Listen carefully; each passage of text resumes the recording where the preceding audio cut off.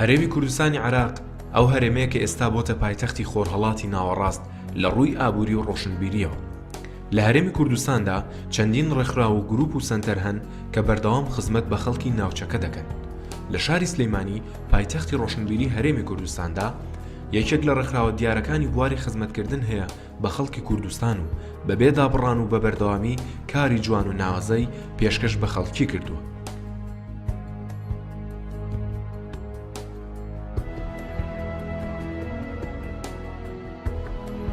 هیوا فاوندیشن دامەزراوەیەکی قازانجنەویستی سربەخۆی ئەهلیە و لە 2013دا هیوا ڕەوف دامەزراندووە.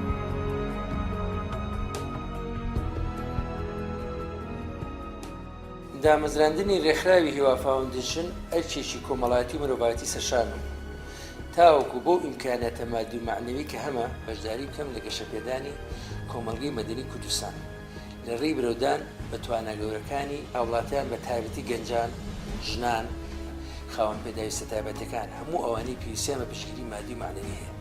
بەم جۆرە ئامانجی هیوا فاوندیشن دۆزینەوە و پەرەپێدانی توانە شاراوەکانی ڕۆڵەکانی ئەم کوردستانەیە. هیوا فاوندیشن ڕێکخراوێکی قازانجنەویستی ئەهلیە سربەخۆیە لە کوردستان دامەزراوە ساڵی 2013 بۆ گەشەپێدانی مرۆیی.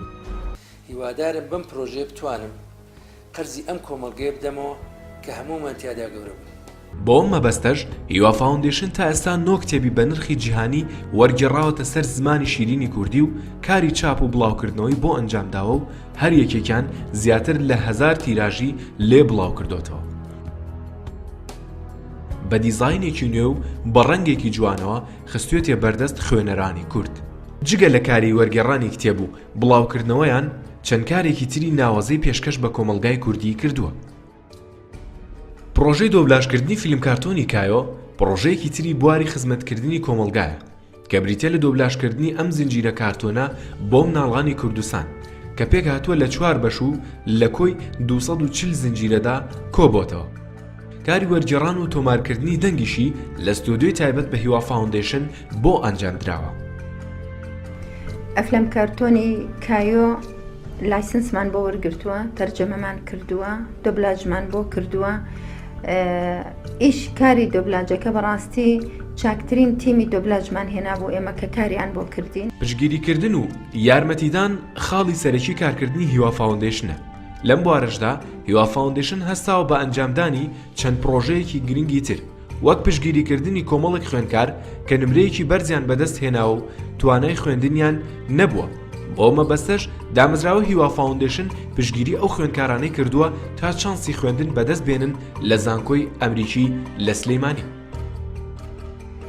2 ملیۆن دۆلار بوو تەبەڕۆعمان کرد بۆ جامعە ئەمریکیەکە بۆ ئەوەی ئەم جامعەیە بەڕاستی جامعەیەکی زۆر پرۆفیشنەڵ و زۆر باشە بۆ ئەم شارە کە دانراوە یارمەتی بین کە بەردەوام بێت لە کار و چالاکیەکانە و چونکە کە یارمەتی جامعە ئەمریکیەکەدا یارمەتیە بۆ مناڵی هەمومان، یارمەتیە بۆ نەوەی داهاتوو. لەگەڵ بوونی هەموو ئەم پرۆژە ناوخۆیانەدا هیوا فاوندیشن دانەبراوە لە بەشداریکردن لە پرۆژە گەورە جیهانیەکانیشدا. لەم لایەنشدا خزمەتی کردووە. لەوانەش بوون بە هاوبەش لەگەڵ چەند دامەزراوەیەکی قازانجنەویستی جیهانی و کارکردن لەگەڵیان بۆ خزمەتکردن بە زمانی کوردی. تێد نان پرۆفیت ئۆرگەنایزیشنێکە لە چیەوە هاتووە؟ تی تەکنەلۆجی، ئی ئینتەرتێنمنت، دی دیزاین. ئەمە سایتێکی ئینتەرنەشنەڵی زۆر گەورەیە. هەموو ئەو کەسانی کە کاری بۆ ئەکەن بەخۆبەخش کاری بۆ ئەکەن. من کە چوومە ناو سایتەکەیانەوە بەڕاستی بینیم بە 89 زمان بۆ هەموو عالم خەڵک هەمووی تەرجەمەی بۆ ئەکا و کاری بۆ ئەکا. تەنها زمانی کوردی تیانە بوو ئەوەنەی کە من بینیم. لە ساڵی پارە تقریباً 150 مەقالماندانە لە ناو تێدا. ئەمە شتێکی زۆر باشە. هەموو کەسێک لە هەموو لە ماڵی خۆیەوە بەس ئینتەرنێتی هەبێ ئەتوانێت بچێتە سەر سایتەکە، بچێتە ناو لانگویج، ئەچێتە سەر کوردش لانگویج، ئەتوانێت مەقالەکان ببینێت و بیخوێنێتەوە. هەموو کۆمەلگایەک لە جیهاندا پێویستی بەوەها دامەزراوەیەکی قازانجنەویست هەیە بۆ یارمەتیدان و گرنگی پێدانی توانە و بەهرەکانی تاکەکانی کۆمەلگا.